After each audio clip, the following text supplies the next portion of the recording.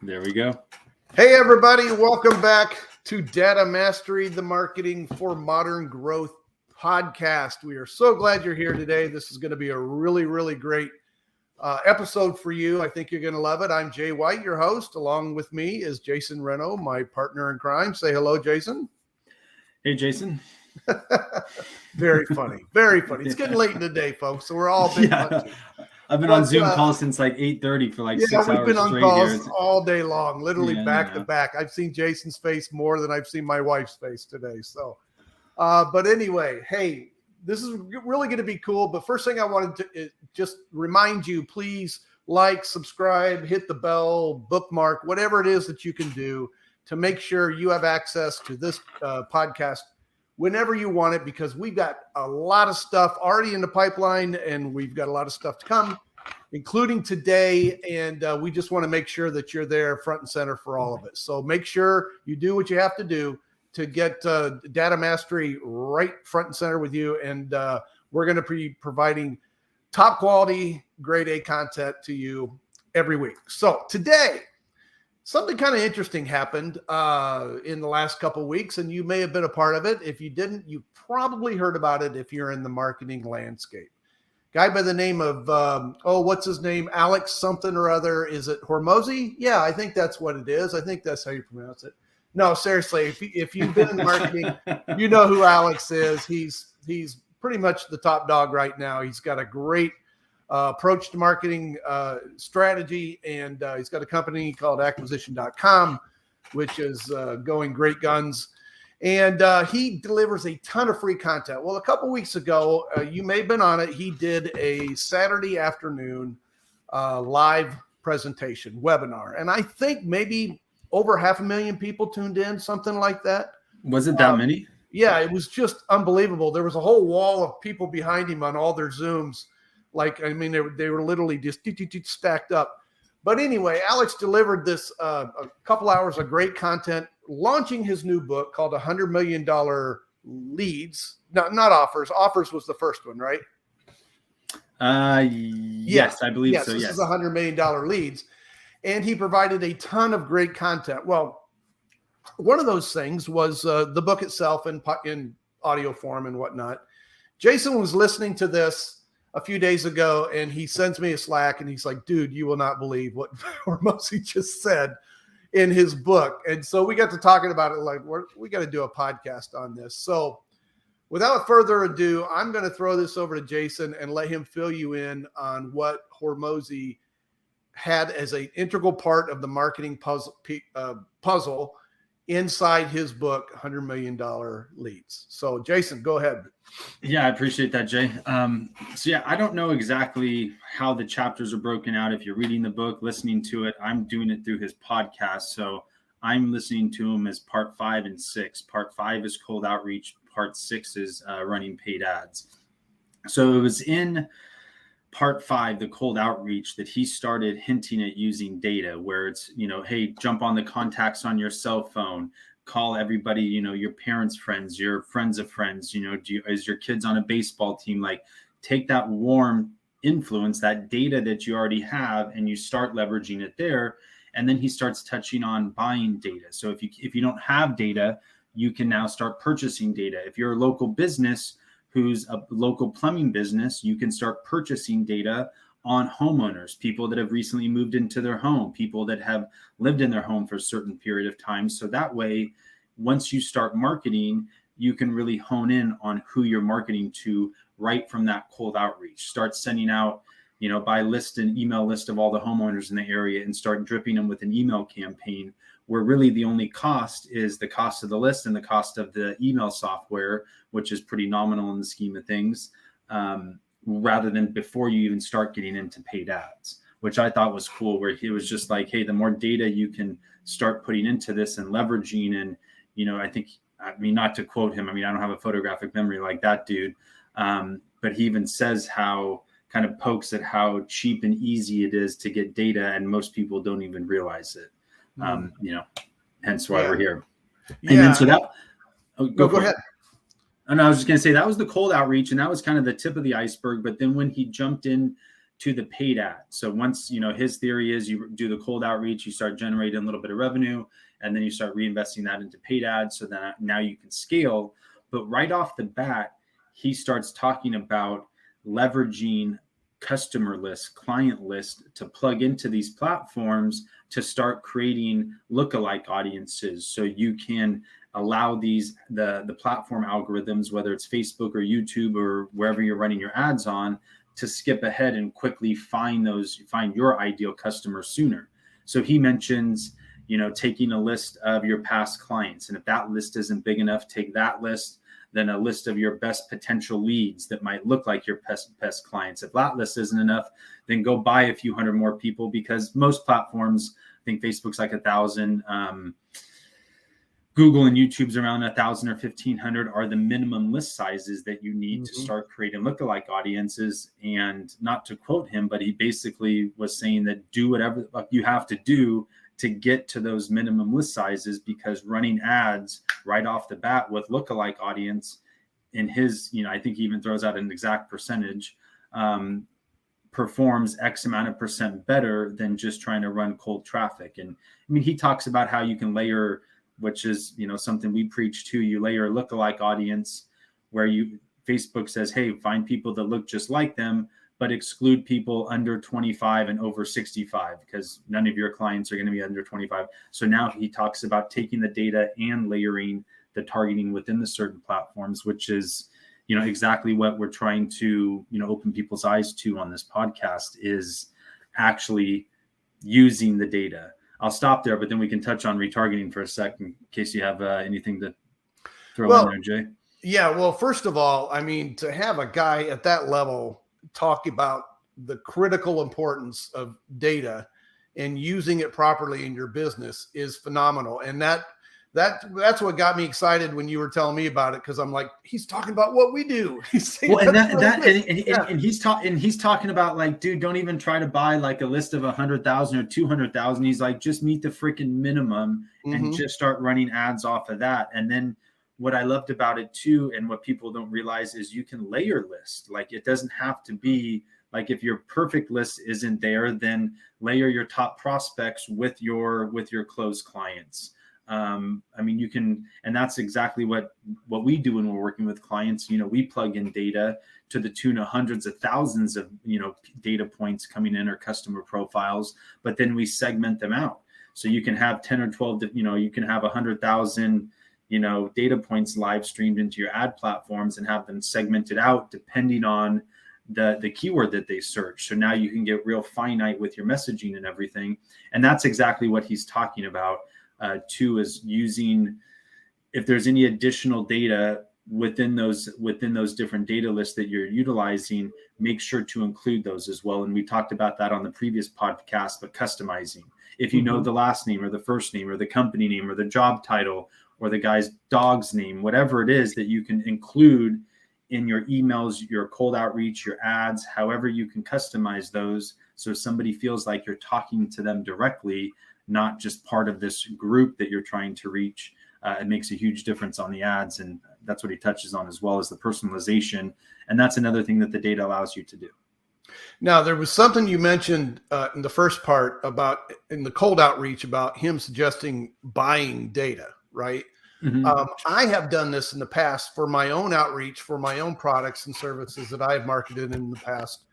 For anybody who was wondering, I was a copywriter for years. I became a product developer with AWAI and a copywriting coach. And I developed my own course on how to copywriters can get more clients.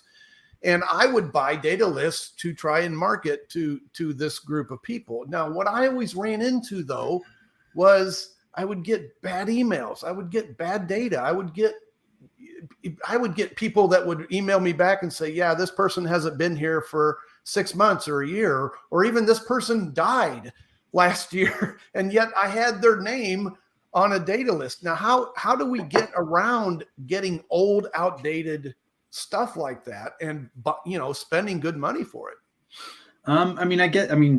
Data is not 100%, bulletproof in terms of accuracy. I think there's just different forms and layers of data. There's different. I like to refer to it, the easiest way to explain it, which I think you're trying to allude to, is there's different layers of intent. So there's like low to no intent, meaning, that list is, somebody who has, based off past credit card purchases, past purchase history, something along those lines. So they're like, hey, they're interested in, fishing products because they've, spent money at the Bass Pro Shops in the last 12 months. So now there's no intent. You have no idea. They might have bought a gift for somebody, whatever the case may be. Then the next layer, which is what the pool we like to play in, is the data that adds layers of intent or high intent data. So now we're talking about individuals that have just searched for a given product or service. So that they've typed in a Google, Yahoo, Bing, or other search engine bar, or visited other relative sites like your competitors, that they've just typed in information looking for your product or service. And now we deliver those ads to them. So that's an additional layer of intent. They don't know about your product or service. They don't know about your company, but they're in market for your product or service. And that's an additional layer of intent. Then the next layer of intent is those individuals that actually click to the page. And that's where our pixel comes in, our quote unquote magic pixel, where we're able to capture 50 to 60% of those individuals that show that additional layer of intent. Now, they might not have purchased. I mean, let's just say you get 10,000 visitors to your website each month, and you get a 2% conversion rate. I mean, that's still 9,800 people bouncing away that did not convert. So now what if we could take a large percentage of those 9,800 individuals that have an additional layer of intent because they clicked on your ad or scanned a QR code or did something to get to your site? Now we can model those profiles, retarget them on multiple platforms, because now the client owns the data. So now you can retarget them anywhere you want, as well as create, customer profiles and learn a lot about your clients that are actually clicking. And Hormozi touches on this too in regards to retargeting. He touches on utilizing Facebook's pixel or Google's pixel, which is, perfectly fine. That's what most companies do, frankly. But then you're just limited. One, the company never owns the data. You don't get to see it, touch it. The only thing you get to do is utilize those two platforms. With our quote unquote magic pixel, the client now owns the data. So now they can plug that data back into the platform that the lead came from or the click came from. So for example, Facebook, but now we can also plug the data back into YouTube or Google or into an email drip campaign or frankly, wherever the client wants. And the client can continue to remarket to those people for as long as they want because they now own the data. And again, tying it back to what Hormozi was saying in chapter 6 of the podcast, I believe it was, with the paid ads, is the retargeting is extremely important, especially if you're not selling that quick, hey, my house is on fire, I need the fire department, right? If your sales process is more than say 3 to 5 days or even longer, and he was saying obviously the longer the sales process or the higher of a ticket item that you have, the typically longer of the sales process and the more you have to work to build that trust. If you're trying to sell a $3, $5, $10, $25,000 product or coaching program or something like that, you need to get in front of these individuals as quickly as possible with the highest frequency as possible on as many platforms as possible. Because now if they're only seeing you on Facebook every once in a while, then it's like, he must be okay. But if they're seeing you on Facebook and YouTube, and then you pop up in a display ad, and then all of a sudden you're bouncing around on TikTok, and it's just like, damn, this guy's everywhere. He must know what he's doing, or he must have an idea of what he's doing. Plus, once you have their attention, then it's easier to get their attention on the different ad platforms as well. Now, what I like about what you just said there is the fact that you're getting data that is timely. People that are looking for something right now in the last 24 to 48 hours in the respect of the in-market list. The list that I was buying for my own outreaches, who knows how old those things were. They could have been 6 months or 12 months or 8, even 2 years old. So with that's that what happens. That's what happens in most cases. Yeah. I hear that a lot. I hear that from other people too. It's like, man, this data is outdated and it's worthless. But with Data Accelerator, that all goes away because you're getting people that have searched for something specific in the last 24 to 48 hours, correct? Yeah, I mean, give or take. I mean, yes, they visited websites, they've done the searches, and then the second layer in the list is people that have already bounced off their website. So I mean, you start running the numbers, and it's easy just to kind of dismiss like, oh yeah, we get 50,000 visitors and that's 25,000 a month. That doesn't, that sounds okay. But guess what? If this pixel's installed for 12 months and now 25,000 times 12 is what, 300,000? My math's not incorrect right there. So yeah, now all of a sudden you're sitting on a list of 300,000 people that you can now that you have their warm attention. Or if you continue to remarket that list, put them in an email drip campaign where you can keep their attention. Now, when you have sales, now when you're trying to launch a new product, now when you're trying to blow out an old product or whatever it is, you have that attention. And I remember seeing it was who's the guy that dresses in all red, the marketing guy, Rudy Maurer, I believe his name is. But he talked about up front how easy it is for him to sell a product or launch a product, because it's kind of like, he has his followers, but he was mentioning this large email list of like 500,000. And he knows that he can send out with one click, he can drip out 500,000 people and get about 20 to 30% of them to reply and get another 1 or 2% of them to convert. So he's like, you just plug in the math there. What product do I want to sell these 500,000 people? I'm selling $100 product and I can get 5,000 conversions.